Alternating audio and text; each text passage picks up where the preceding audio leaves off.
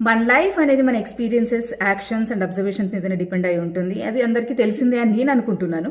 But కానీ వీటి మీదనే యాస్టీస్గా మన ఏదైతే ఎక్స్పీరియన్సెస్ పొందామో దాని మీదనే మన లైఫ్ డిపెండ్ అయి ఉంటుంది. ఏవైతే మన పనులు చేసామో వాటి మీదనే డిపెండ్ అయి ఉంటుందా, లేదంటే మనం ఏదైతే అబ్జర్వ్ చేసామో ఓన్లీ దాని మీదనే డిపెండ్ అయి ఉంటుందా? నో నో నో నో అస్సలకే కాదు. మన ఎక్స్పీరియన్సెస్లో మనం దాన్ని ఏ విధంగా చూస్తున్నాము, మనం ఏ విధంగా దాని వాటి యొక్క దృష్టికోణం అనేది మనకి ఏ విధంగా ఉన్నదన్నది చాలా ఇంపార్టెంట్. మన యాక్షన్స్లో మన యాటిట్యూడ్ అనేది మనం ఎలా రిసీవ్ చేసుకుంటున్నామో, మనం ఏ విధంగా రెస్పాండ్ అవుతున్నాం అనేది చాలా ఇంపార్టెంట్. అలాగే అబ్జర్వేషన్స్లో మన యొక్క పర్స్పెక్టివ్ ఎలా ఉంది, తర్వాత మనం ఏ విధంగా వాటిని అప్రోచ్ అవుతున్నాము, అప్రోచ్ అనేది చాలా ఇంపార్టెంట్ అబ్జర్వేషన్స్లో. సో ఈ మూడే మన లైఫ్ని, మన యొక్క పర్సనాలిటీని, మన యొక్క మెంటాలిటీని డిసైడ్ చేస్తాయి. So remember that.